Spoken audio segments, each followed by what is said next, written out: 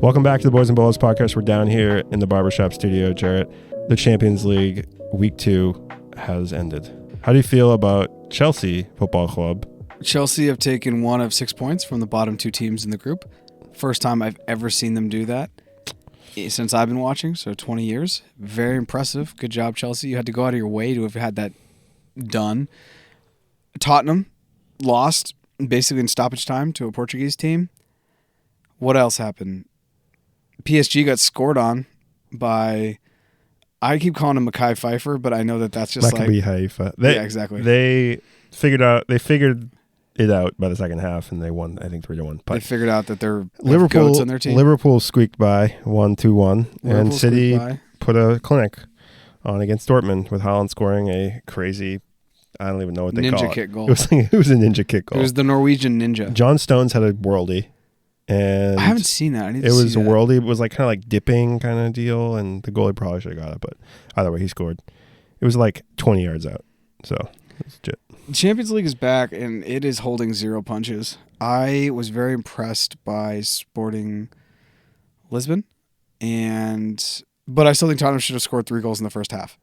Yeah, they just didn't, and I think the fair result would have been a draw. I think that would have been a fair result. Also, we should say this on mic. If you're listening to this, you already know this, but we didn't have any. We previewed Week 7, and then we had no Week 7 games because the Queen up and died. And God save the Queen. God save somebody. And it's been interesting to see all the response to that. Yeah, it's a vibe over there. I'm just so apathetic. Right. That's how I feel.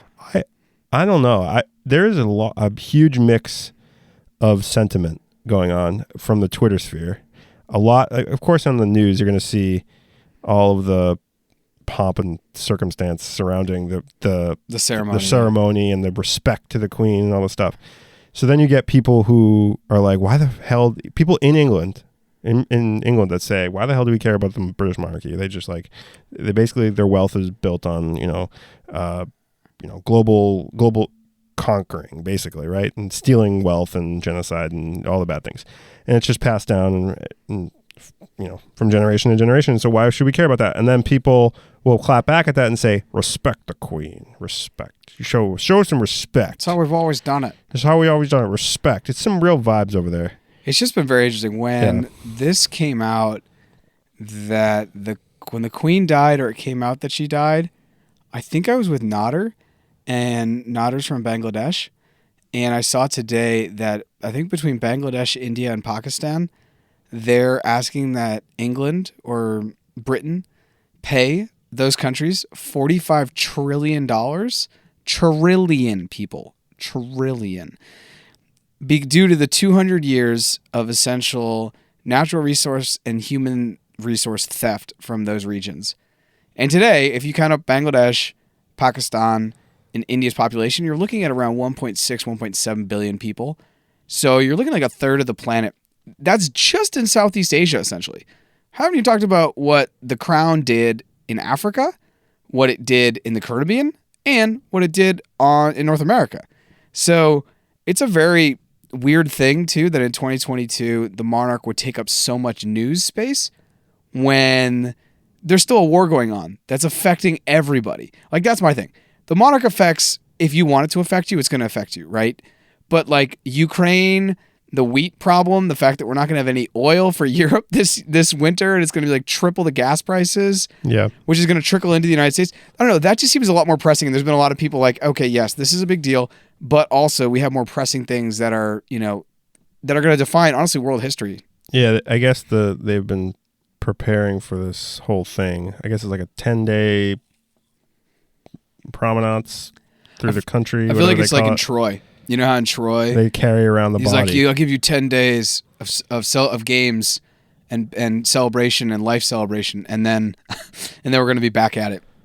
Yeah. Also, the King Charles, right? That's his name. King. He doesn't even seem. Yeah, I'm going to call him King Carlos. He's old though. We're going to be doing this again pretty soon. We're going to run this back. Yeah, run this back. Make sure you get the DJ. Pay him for 2 events up front. I think that he should abdicate. This is my theory, and just give it to William. I mean, he's the most popular royal. But your idea was just get rid of the monarchy altogether. Well, I do not get what it serves. Yeah, it doesn't. This isn't 1600. Like, there's not serfs. There's not peasants. I'm not born into we don't have church, the bank, and government all into bloodlines. That is kind of dissipated in our globalized society. So the monarch is just kind of there. They're just like the built-in Kardashians that just built into the system. Definitely Kardashian vibes. They just kind of suck up media attention. And they take up tabloid in the grocery store. Yeah. Like, the queen lived a really interesting life. There's that whole show about her called The Crown. But so many people DM'd us this, like, when this happened. It was like, why are you canceling games, though? Because if I'm the queen, like, if I go out and I'm the queen, I'm like, you know what? Football, we created it, the British. Let's have that go on. Have my moment of silence. Give me some love. And we should move on with that, you know? Instead, we're going to cancel every fixture for week 7. For week 7. And then for week 8, they're going to, which is this week coming up. And we'll have to go through the only games I think aren't being canceled are the London games. The only games that aren't going forward are the London games not because, what's happening in London. Well, it's because of what's happening in London, because of the security and police presence needs to be at the funeral and all that. All the ceremony for that. Have you seen some of the video of that? It looks kind of crazy. I saw a video of like the Scottish dude, and there was like the procession going by, and he started like saying bad things against the queen, and this dude like body slammed him. Really? Yeah. I just imagine it's like a situation where like they put her in like a glass tube, right? Yeah. That she's embalmed. I don't think so. What I saw was just a normal casket, like a wooden casket. Oh, Coffin Drop. You ever see that? What's Coffin Drop? It's a parody on I Think You Should Leave, a television show, where he pretends that it's a fake show where the bottom drops out of the coffin and the dead person just like rolls on the ground. Oh my god! And so like they're walking the coffin to the ceremony and the coffin drops out. Yeah. I think I've seen that with you here. Yeah, it's pretty good. It's unbelievable. Imagine if that happened to the queen. Honestly, the queen's been through so much. They put her in a pine casket. She's Gucci. The bottom drops she made it to 96. Yeah, I proposed that she's been dead for a while, and they've just been kind of weak into burying her around. Especially because Liz Truss... Those are the biggest conspiracy theorists. Liz Truss got, of course, sworn in, and then like a day later, Queen died? That's the craziest thing. I mean, she was in fairly good health, cognitive health, swears the prime minister in, I think, on a Tuesday and passed on a Thursday or Friday. And how'd she get all the way from London to Scotland? Don't even tell me. Helicopter? Maybe that was it. Maybe that's how she got sick. She picked up a helicopter bug? A brisk wind on the way down. Oh my god! She picked up a little down there. She picked up she didn't even die in England. She died in Scotland. She died of Balmoral, which is, for our listeners, they want to look that up on Wikipedia. You might be like, that is the most ridiculous place I've ever seen, because it's a literal castle built in the 1800s on like 50,000 acres of land in the Scottish countryside. How did they get this wealth? Oh, I wonder how. So that is the controversy, and I don't want to prop up the queen and the monarchy, because I know, like, for a lot of people around the world, it's not a positive thing for a lot of people. So I feel like, okay, maybe I'm not showing the English monarchy respect, but I feel like I'm showing even less respect, in fact disrespect, by if I prop it up and say it's a good thing that all these things are happening. No, I'd rather just stay indifferent on it, just like you, just kind of be like, what's the point? Like, it just doesn't, it just doesn't affect my day to day. Yeah. And I like to think of the trees in the forest, and I'm like, the Ukraine war is way bigger. It's still raging. We have like bigger issues globally to figure out. And obviously, selfishly, as Premier League fans, we just want to be entertained, and we're just like basic. Yeah, not to mention that, like, I feel like a basic bitch. In a lot of these towns and cities in England, like, the Premier League games are a large part of their local economy, and postponing a game and taking it from a Saturday or Sunday to a weekday game will make it less of an event. Not as many people are going to go. Not as many people are going to go to pubs. Not as people are going to buy food because it's a weekday, because it's a work night. These things matter. However, the ripple effects of this, some of those pubs may benefit from having many days of people not going to work and the city shut down, where there's shit all to do, so we're just gonna go to the pub and get drunk. Maybe There's a flip there. Yeah, I don't know how many of those places are actually open. So it I don't know if how much of English just like economy shuts down during all this stuff. I don't know the ins and outs of it. It seems like it's just kind of slapdash. It's like some places close, some places stay open. It's kind of like per the discretion of the business owner. What I want to know is what club in England, and I think there's like, I don't know, 300 professional clubs. What club is the most affected by the Queen's passing? Like financially, okay, but emotionally, is there like a club that's like Queen's Park Rangers? Are they like the Queen? Are they going to be like the King's Park Rangers? They're like King Carlos Rangers now. That's a deep cut. She's been the Queen for a long time, the 50s, 70 plus years. 70 years. So I imagine there could be a couple clubs that might be emotionally devastated, never recover from this one. Just never recover. They're just done. They just get relegated and relegated and relegated all the way down to like whatever that to the MLS Isthmus League. They send you across. They send you across Division 9 or whatever. Create it's called. the Vermont MLS team. Pub League 2. It's like they got demoted from the pub league. They're like the bench warmers that play. It's the real PL. So we didn't have week 7, so we can't talk about that. But we could talk about. Well, I do want to ask what your opinion is. When do you think these week 7? I don't think these week 7 games will be played until January. I think they'll be played in a 3-on-3 blood match. You pick your worst 3 players, and it will be like for Chelsea, it'll be like Kepa, but he has to play in the field. Yep. And they put the little mini goals. You remember that? It'll be Kepa, Conor Gallagher, and Conor Gallagher because that's how bad he is. They'll make a clone of him, and he'll have to play 2 of them. He's so abysmal. It honestly blows my mind. I don't understand. Like Ruben Loftus-Cheek still being out there. It was like when Potter brought in Graham Potter, by the way, new Chelsea manager. Oh, have we even talked about that? No, we don't need to because it still remains to be seen. We actually did. We talked about that in the last pod. Yeah, it still remains to be seen whether he will have what kind of impact he have because he didn't do much to change any of the lineups. He played a 4-3-3 with no Koulibaly and Silva and Azpilicueta as center backs. It was a real vibe. It was fine against Salzburg today, but at one point he put on Conor Gallagher, Loftus-Cheek, Ziyech, and then CP10. It was like, and they actually played better than like Aubameyang and Sterling, Havertz, and Mount. You know, Sterling did have a goal, but still, Sterling had a nice goal. They had a couple chances at the end with that ragtag group out there. So the question that we were talking about earlier is the Premier League the best league in the world, or is it just the most expensive? Because I think last season you could argue that La Liga was the quote best because Real Madrid in the Champions League beat Chelsea over 2 games, beat Man City over 2 games, and beat Liverpool in a one-off. Yeah, I don't think you can rate a whole league based on one team, though, because Barca was shit.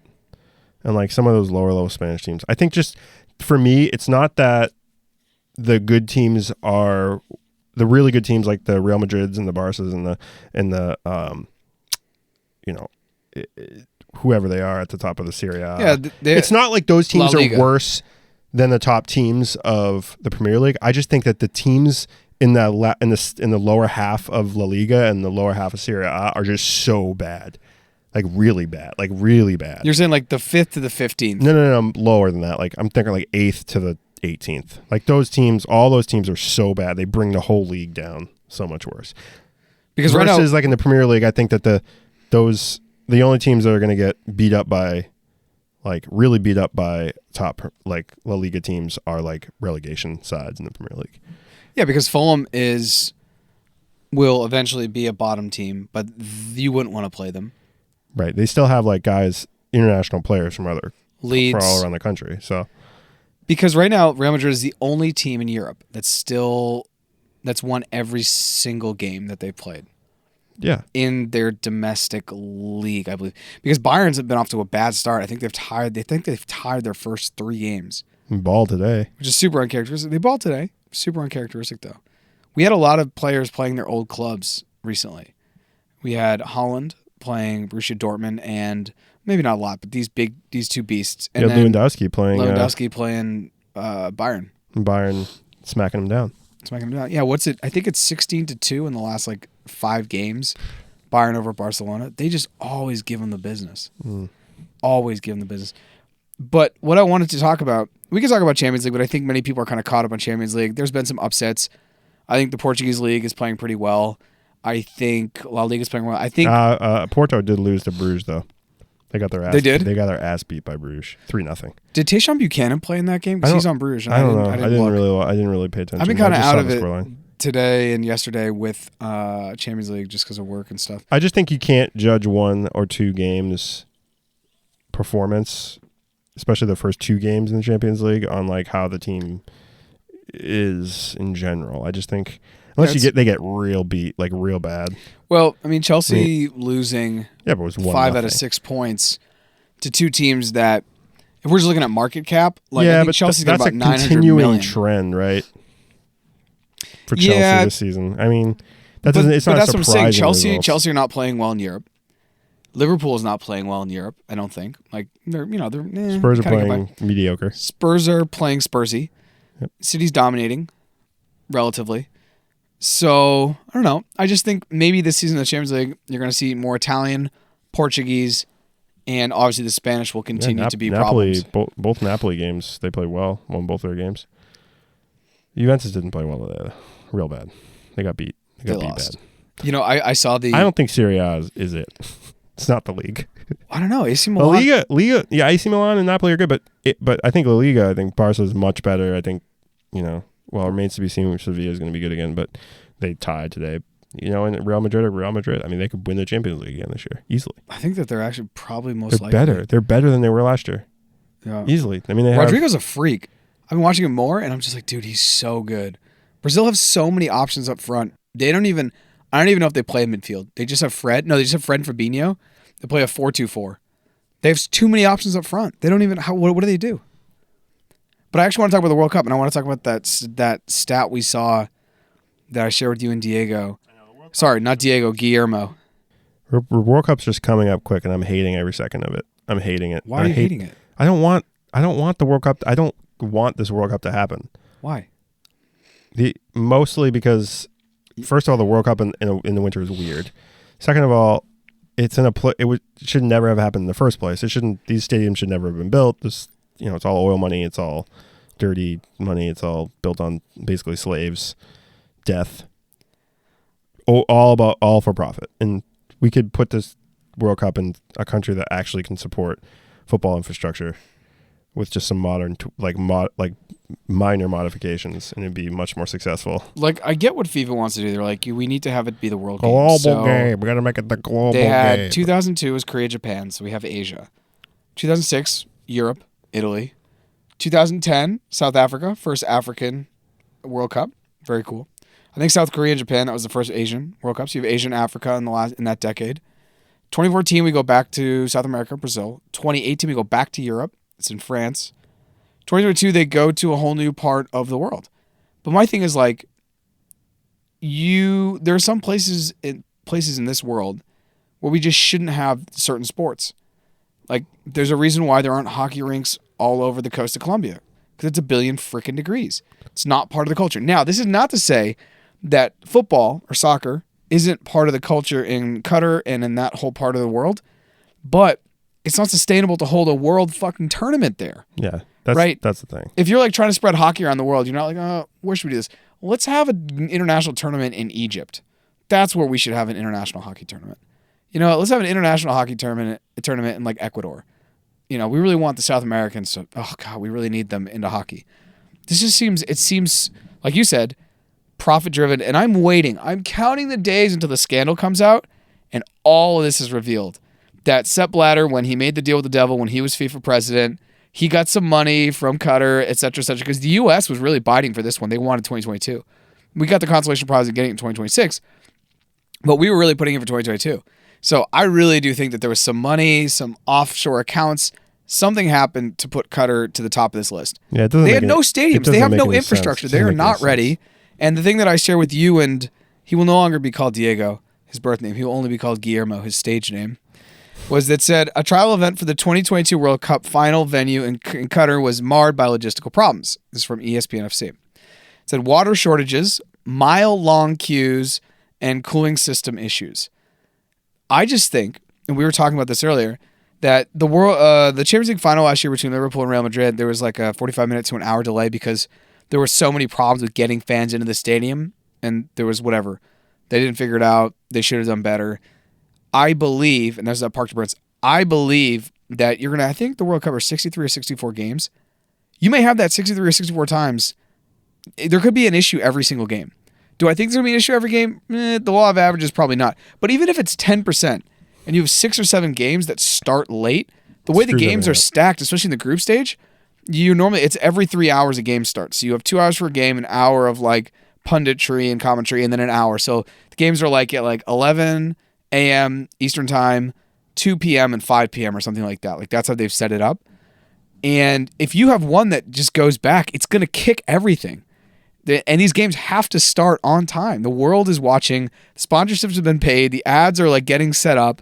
So I obviously would like it to go well, but if it doesn't go well, hopefully it's a case study for FIFA to stop playing games and just putting it where there's already infrastructure. Are these stadiums like, I know some of the stadiums are like basically indoors, right? With like, is that the case for all the stadiums? So all the stadiums, from what I understand, and I'm just showing you a picture here. All the stadiums, from what I understand, are supposed to be indoor, and this one feels like there is a hole this is the World Cup final venue. It looks like there's a hole in the ceiling, and so I wonder if it's a cooling thing where it's like when you get in your car and it's super hot, so you'll leave the windows 15 to 20% open while you crank the air, so you're trying to like get the hot air out as you bring the cool air in. I wonder if they have like a cooling system where there is something like open or something. Like a big vent. Like a big vent, yeah. I also think they're going to have to play all the games at night. I don't think they're going to have any day games due to the heat and the sun. This is a bad idea. If you can't play a game, if someone says you can only play a game at night because it's so hot in that climate, it may be too hot to host a World Cup. I think besides the players and the fatigue, and we may see people, that effect, mark my words, and this is not something I'm happy to like call, but I do think fans will die. There will be fans that just drink too much, get dehydrated. There's not like hospitals set up. Like there isn't infrastructure in many of these places that are ready for the fandom that is going to kind of come on here. I also don't think they have like just other parts of the world, namely Europe, South America. Their infrastructure is built for large amounts of people to come there to these stadiums and host events, games, things outside this. They can artificially try to create it, but it's not natural. It's not built for it. So it's going to be wrought with problems. It's going to be just wrought with like hiccups. And I mean hiccups like the lack of safety, a lack of understanding of how to run these games. Queues are going to be built up potentially outside. So people are like in the heat. It's just, if cooling systems start breaking, it's going to be madness. It's going to be. The thing you just said is spot on because I hadn't thought of it until you said it, but it's like when the World Cup comes here and they're going to have games in Gillette. All right. Gillette is where the Patriots play. It's where the New England Revolution play. They have rock concerts there. The stadium's been there about 20 years. It was built in 2000 or 2001 or in the late 90s. In that time, they've had hundreds of events. I almost said thousands, but hundreds of events there. Between the Revolution games, the Patriot games, concerts, they'll have high school football games, they'll do huge graduations, they do all kinds of corporate events. They are set up to deal with people and understand the logistic of moving people around. I feel like many of these stadiums, the first time that they're going to have their like dry run of with this many people, they're not going to be able to like do it with real people. They're going to be like, 60,000 people come in and try to like, figure this out. You're going to have people from all around the world that are going to come to these stadiums, and it needs to be, there needs to be a flow, or there needs to be an experienced personnel in the stadium ready to usher people through. And like, we had the Metallica concert here, so we know how to move people like this. We also had, the Champions League final, so we know how to move people like this. I think a lot of these stadiums, their first game at the stadium, there's going to be crazy stuff going on that they're just, somebody's forgot to put like the toilet paper in the men's bathrooms. Like something as small as that would have a crazy, butterfly effect throughout the stadium. Or just like they don't have the lighting right, or they like shit just starts shutting off, or like their control systems are like poor, or like big screen TVs get messed up, or the VAR doesn't work. Just I'm thinking like real things that happen that can happen to places that to venues that have never had other events that dealt with these growing, like the pains of like logistical stuff. Like all of the stadiums in Europe, all of the stadiums in South America and the US implement these things and test them.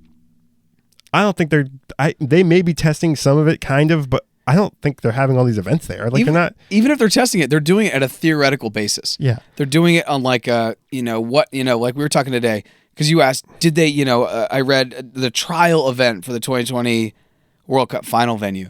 I don't think they had the 60,000 people. I don't think they hired 60,000 people to like go through, to stand in line and do the queues. They probably just said how many people can go through a turnstile at a time, multiplied it, did the time, did the hours, how long people would have to wait in line. They're just using some kind of an algorithm at this point, is my opinion. Maybe they actually have real people, but there's just so many things that, the difference between theory and practice is really massive.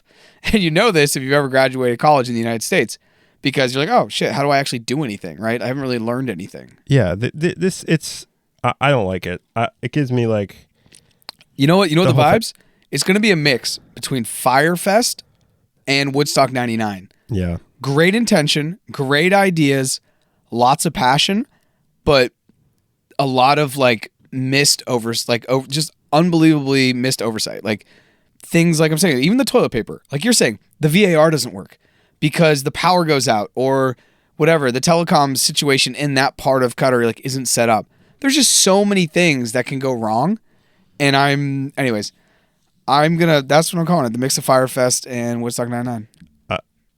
The Boys and Bolos doesn't. I'm gonna say we don't support the World Cup. We support the World Cup. We don't support FIFA. Okay, fair. I feel like that's the whole thing. Like I support the troops. I'm not really supporting like the war. Does that make sense? I know that's actually the opposite. Yeah, I just don't. I just think that there could have been enough national organizations to oppose the World Cup. Like they could have made a stand about having the World Cup in Qatar. If CONMEBOL or UEFA had come out, either one of them said, we don't want to do this because of this, this, and this.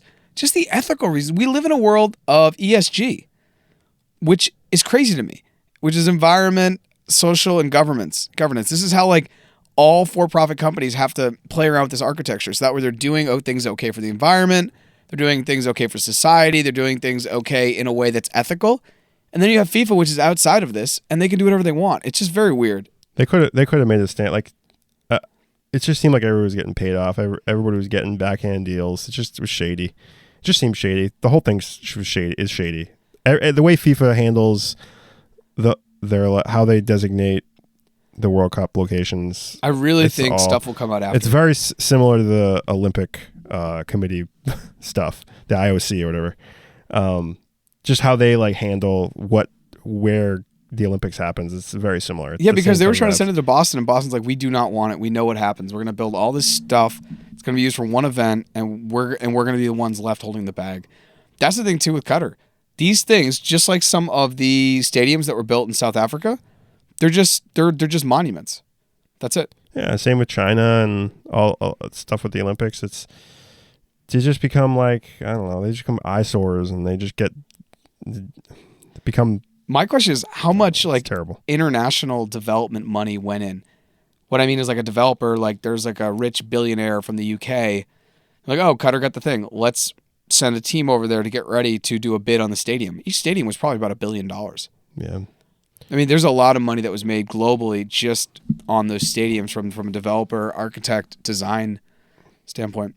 But anyways, let's do a hard transition and look at, do you want to look at the games they're going to play the Prem this weekend? We don't have to. You didn't say anything. I'm here for it. We out here. Let me look. So, but yeah, actually, I want to go through before we do that, and I want to read out the top, the top people in the Champions League groups after two games, because it's going to be different from the top people, the top team, the top team in the each top group. Performers. Sure. Group A is Napoli. Yeah. Group B is Bruges, which is incredible. Group C, Bayern Munich. Group D, Sporting. Group E, Milan. Chelsea's at the bottom of that group currently. Group F, Real Madrid, expected. Group G, Manchester City, expected. Group H, PSG. So when I read it like that, PSG, Man City, Real Madrid, maybe not surprising, but Milan at the top surprises me. Sporting at the top surprises me over Eintracht Frankfurt, who won the Europa last. They're bad. They're in some bad form. And Marseille, I mean, but the fact that Bruges are at the top, Napoli are at the top, Sporting are at the top, Milan at the top. So 4 out of the 8 groups, I do believe there's some surprise. Well, here's the thing. I still think Chelsea and Spurs will make it out of the group, but the bottom line is you want to finish first in the group because you don't want to go up against. You only get paired up with Madrid or any of those. There's gonna be Madrid or Bayern if you're an English team. Yeah, because you can't get put up against another English team. You can't go against City until round of 16. Round of 16 you can't. Round of 8 you can. You can. Okay.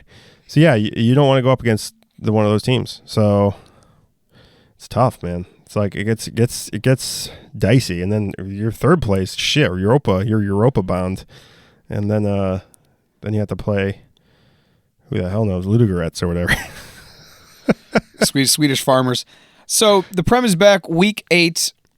There's going to be Friday, Saturday, and Sunday games. So the games that start on Friday, you have Aston Villa, Southampton, Nottingham Forest, Fulham.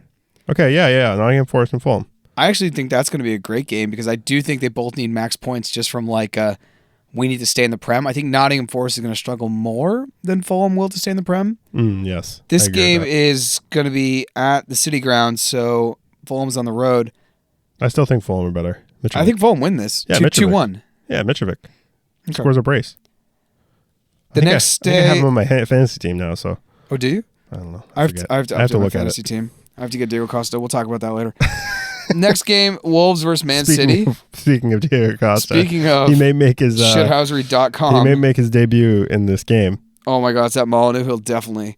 Yeah, he'll come on in like the 75th minute. The Wolf will be home. They'll be down like 3-0 and he'll come on because I can't see City losing this game. No, so you think 3? I'm going 3-1. Diego Costa scores.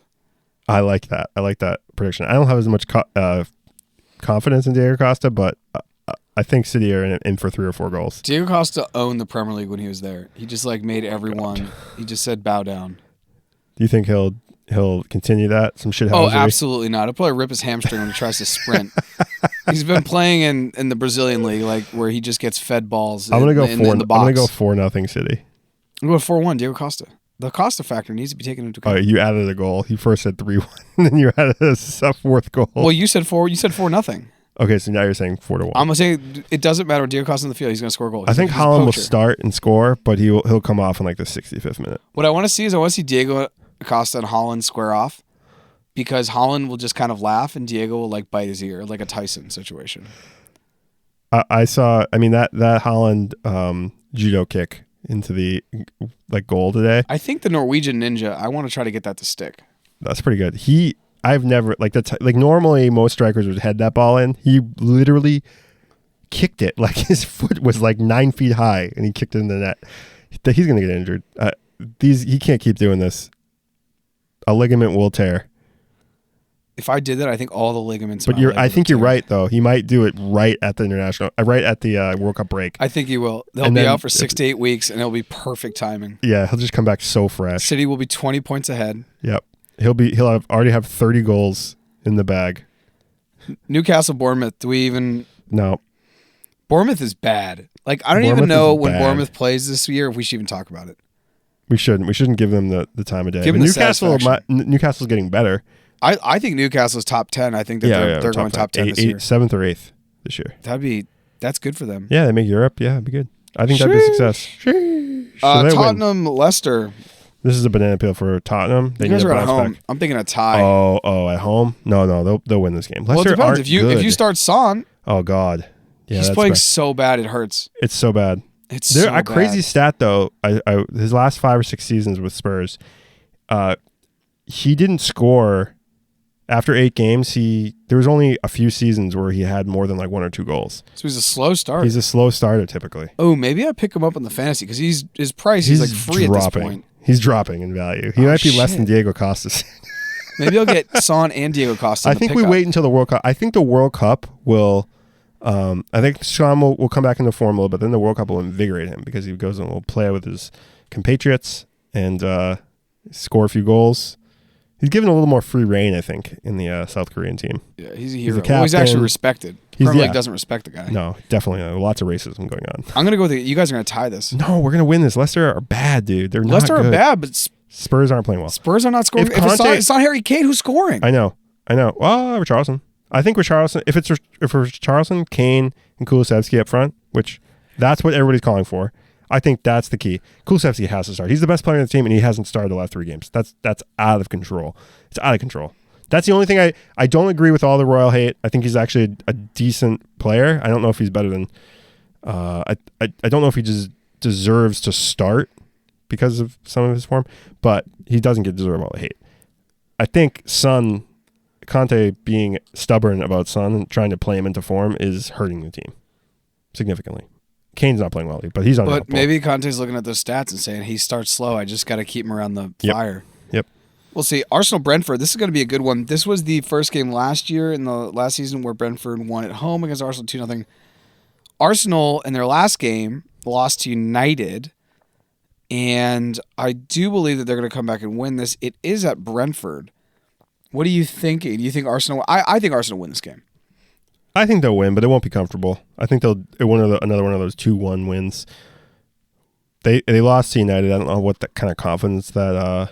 Well, it was so long ago. At this point, it feels like we've lost ago. A monarch. A lot has happened. Yeah, I don't think that will affect them too much of how they approach Brentford. Brentford, I mean, Tony's been scoring, I guess. To be honest, though, this is a Saturday game. Sorry, this is the Sunday, so we're on the Sunday. Because Arsenal do play tomorrow. We're recording Wednesday. Arsenal do play tomorrow in Europa. Yeah, I don't know what kind of Europa matchup they have, but I can't imagine it's too taxing on their... I think Arsenal win this game.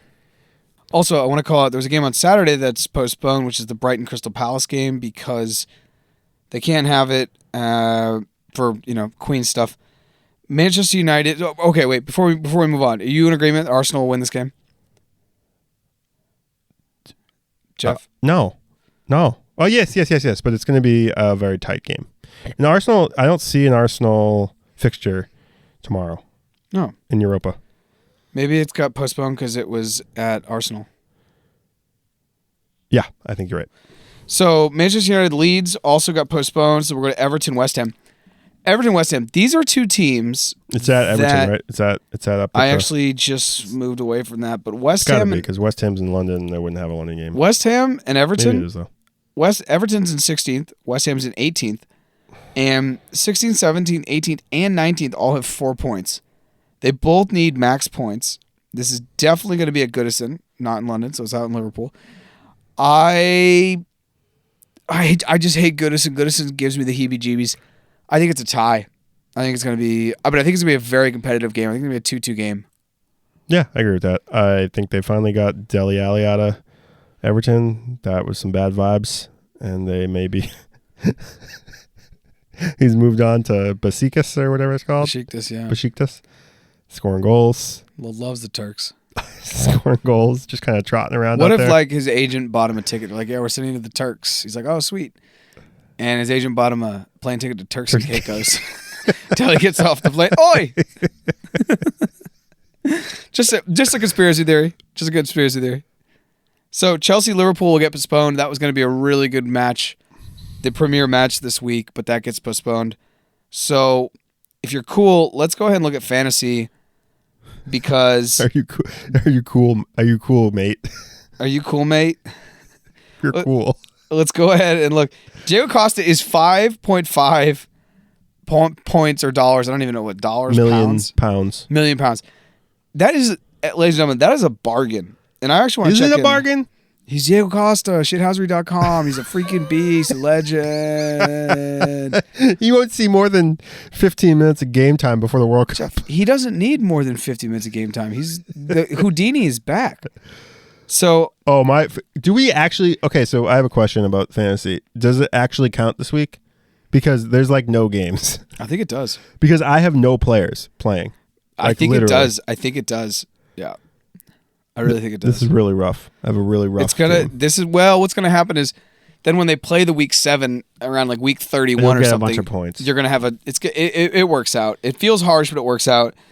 So No Money, Mo Problems is still in first. I'm in 7th. Where are you? Way down like 12th. No, you're in 11th. Oh, 11th. This is not bad. Where's Diego? Oh my God. Guillermo's in 15th. Guillermo tries so hard, and every time he tries, it gets worse. It's totally what we're talking about. The harder you try in fantasy, the worse it gets. I know. I rotated it like I did the wild card. Was it wild card? Yeah. I did the wild card. So did Diego. Diego did it, and then week 7 got postponed, so it didn't really like work. Well, I mean, I don't think it's any worse than the team that I had out there. Honestly, it all averages out. Everyone has to play under the same circumstances.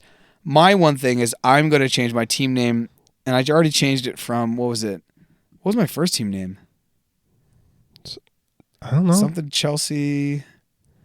Chelsea sucks or something? Chelsea sucks. Chelsea now sucks. It's Tuchel for school. Yeah, that was a good one. Amazing, and then he got sacked. So my new one is Potterball.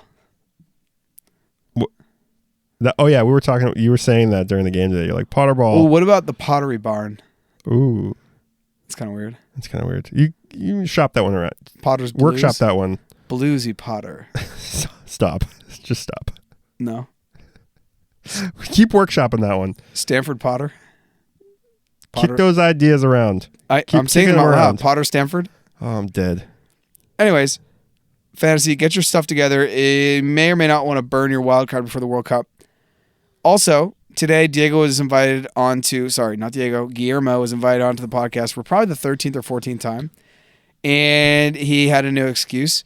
He has pet turtles, and he had to take each turtle to the vet. And the vet was 3 miles away, but he had to take, every time he took a turtle to the vet, he couldn't take them all together. They take them separately. So he had to take them separately. Yep. It was like one of those, equations in, high school where you're like, oh, you have a wolf, a sheep, and a dog. You can't cross the river. So yeah, because you can't put the same turtle in a tank together. Exactly. So the turtles were named Michelangelo, Donatello, Raphael, and Leonardo. And he had to take them, but his car had no gas. So this was going to take a long time. And his bike tire was flat. So he was using a Razor scooter and had a backpack and had a Pepsi bottle. And he would shove the turtle in the Pepsi bottle, go the mile down, drop it off, get a little fix, come home. This took him 15 hours, so that's why he's not here today. Every week there's a new excuse with Guillermo. So I like his real excuse this week was I think it was, guys, I'm not going to make it to the pod tonight. I don't even want to give you the excuse. It's too stupid. Right? Something like that? No. Well, he said he was going to come, but then he and his lady had to celebrate buying a home, which is a milestone for their relationship. So that's what they were celebrating. And he said, probably not making it tonight. The reason is random and laughable. So maybe he's talking about his year anniversary of going into debt to a bank, or maybe something else happened. Maybe this turtle scenario actually happened with Leonardo, Michelangelo, Raphael, and Donatello. At this point, he may be able to just write a book of excuses and sell it. Like to corporate, why you 1,000 reasons to get out of a Zoom call by Guillermo. At Guillermo Excuses. Guillermo Excuses. It's honestly outrageous. It's outrageous. It's absolutely outrageous. I just actually don't think he actually wants to come on the pod. I don't think so either. Because I feel I'm a true believer. It's now just a meme. He's a meme. He's a meme. We've turned him into a meme. Because if you want to do something in life, you eventually do it. Right? But if you don't, you'll come up with excuses not to do it. Yeah, and then you commit to the bit. He's now committed to the bit. His bit is that he'll never come on, but every week he'll flirt with coming on. And then he'll make an excuse. Yeah, and then we'll have a special, the Guillermo special, where he actually comes on. But we don't talk about... But he doesn't actually come on. He just shills his book. No, he doesn't actually come on. He makes him an excuse, and then we have to bring in a stand-in impersonator. I think it'd be kind of cool if we had a cutout of him, and that was it. Yeah. Yeah. And then he had a catchphrase, and we could insert it into the pod. It was like, ay Dios mío. Exactly. Or a fathead. You think we should make a Guillermo fathead? A Guillermo fathead, but do they still have those? Yeah, definitely. We could do a little speaker into the. That's what I was going to say. The eyes will actually be real eyes or something. And then we build one of those soundboards where each button is like a little saying. and we can like mix them up. There's a new like, "Hi, puppy." He's never said those two words together in his life. No, I know. But I love it though. That's what Guillermo would say. There's a new software called Synthesia.io. They're not our sponsor, but it's very fascinating. It's with AI, and if you pay $1,000, they will send you this really like elaborate computer camera thing that will film you, and then you say like a certain amount of sentences, and it gets your facial expressions, and then it has you, and then you can just type in whatever you want, and it's AI, and it looks fairly like they're going to refine it more and more, but it's really quite good. So that's what we could do for him.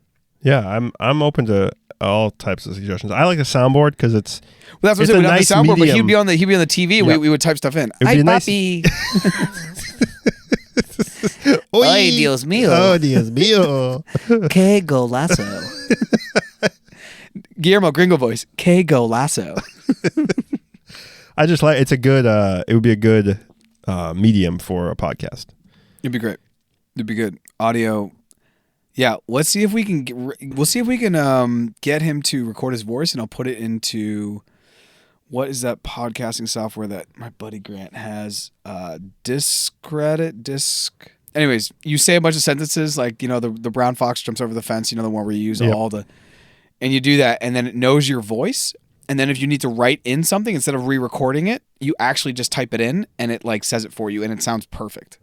So we'll just do that. We'll just steal We'll steal Guillermo's IP, and then we just have him, and he's always here. We have to like modify it. Like we have to slow it down or like make it a little bit pitch a little bit different, just because we don't want any copyright situations going on. He could come sue us for like, I don't know, sue us for what or something. I don't know. But what would he sue us for? I don't know, defamation. Yeah, but I mean, of like, his character. What would he want? Like, is he going to take my Honda? Oh, you want 2004 Honda, my G? Take it. I don't know. I got stuff lying around. You see how many keyboards I got? Jeff, you got keyboards. It's like an NSA nightmare down here. You're like 3 Reddit streams away from hacking the Pentagon. You never know when a USB plug might crap out on you. A USB dongle, a USB to USB-C. Anyways, the pod has really devolved. We didn't even talk about the Premier League. We bitched about the World Cup. Now we're talking about Guillermo. What else? Champions League. Champions League's back. It's honestly phenomenal. Great level. I love seeing the combined, the mix and matching styles. So yeah, I mean the Queen's dead. King Charles. The Queen has passed. King Carlos is in. Print the money. Get the money. Reprinted. The old money's dead. Oh my God, the old money's dead. The old money's dead. Put the king in the money. That's it. I wonder if they're gonna like send out stickers of King Carlos and you put that on. You put that on the money. That's nice. It's nice. That would be literally on the money. Well, you gotta prop up the sticker economy. Well, ciao. Ciao. Thanks for listening to the Boys and Bolos podcast. You can find us on Facebook, Twitter, Instagram, Patreon, Twitch at Boys and Bolos. If you'd like to be a guest, please reach out. You can hit us on any of the social media accounts that Jeff just mentioned, or email us directly at boysandbolos@gmail.com. Thanks for listening, and see you next time.